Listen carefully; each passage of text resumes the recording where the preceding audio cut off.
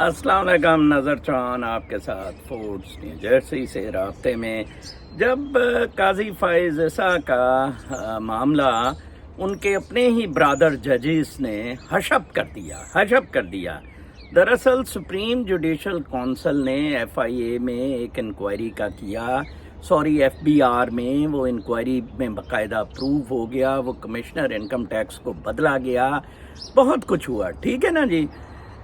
اب وہ رپورٹ جو تھی اس پہ واپس میٹر سپریم جوڈیشل کونسل میں جانا تھا، لیکن ایک بینچ بنا دیا گیا 9-10 ججز کا، جس نے یہ فیصلہ کرنا تھا کہ یہ بیڈ انٹینشن پہ گورنمنٹ کی موو ہے، ٹھیک ہے جی. تو لہٰذا انہوں نے میجورٹی ججز نے یہ کہا، چیف جسٹس اور 2-3-4 شاید ڈسینٹنگ نوٹس تھے اس میں جناب. سپریم جوڈیشل کونسل میں میٹر کو سنا ہی نہیں گیا. یہ تو بالکل ایک ایسا میٹر ہے کہ اگر D G I S I کے خلاف کوئی معاملہ ہے، انکوائری ہے، تو چیف آف آرمی اسٹاف کہے جی میں نے دیکھا ہے کوئی انکوائری نہیں ہے، اور باقاعدہ ایک فورم جو اکاؤنٹیبلٹی کا بنا ہوا ہے، کورٹ مارشل یا جو، وہ پروسیڈنگ ہی نہ ہو، اور فورم تو ہو. ادھر ایک جعلی اس کا ہوتا کیا ہے؟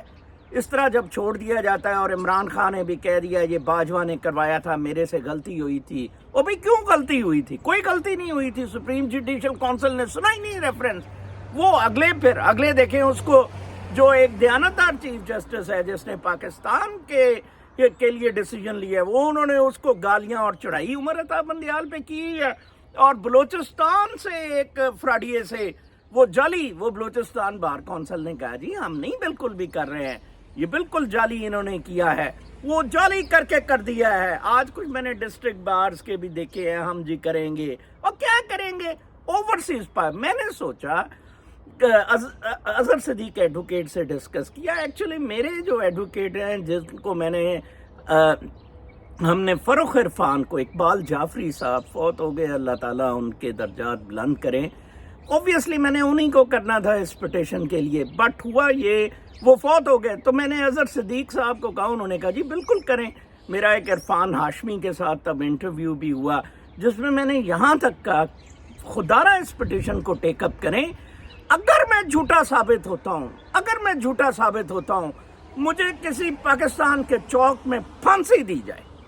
میں ابھی بھی چیلنج کرتا ہوں. یہ المیہ تو یہ ہمیں کوئی سپورٹ ہی نہیں کرتا، سینر وائسز کو کوئی سپورٹ ہی نہیں کرتا. اب دیکھتا ہوں نا، میں اکیلا نیو یارک کونسلیٹ کے سامنے جی ایچ کیو کے خلاف احتجاج کیا. آج میں پٹیشن سائن کروا رہا ہوں کہ 1.5 سال ہو گیا ہے میری پٹیشن ٹیک اپ نہیں ہو رہی. 1.5 سال، 100 اوورسیز کے دستخط. کل انگلینڈ سے مجھے دوستوں نے کہا کہ 1000 دستخط ہم لے دیتے ہیں. میں دیکھوں گا انشاءاللہ میری یہ پٹیشن لاکھ لے جائے گی signatures. I am sure Pakistan کے لیے جتنا کنسرن ہے لوگوں کو، بھی ہمارا سب کا یہ کیس ہے، یہ نظر چوان کا کیس نہیں ہے. میں کوئی جائیداد کے لیے کیس نہیں کر رہا ہوں. فروخ عرفان تو الٹا میرا فیملی فرینڈ ہے، $5 ملین مجھے آفر کر رہا تھا.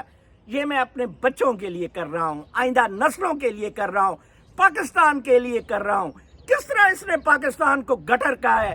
with which face he will be taking over as Chief Justice of Pakistan. خدارہ یہ پٹیشن سائن کریں.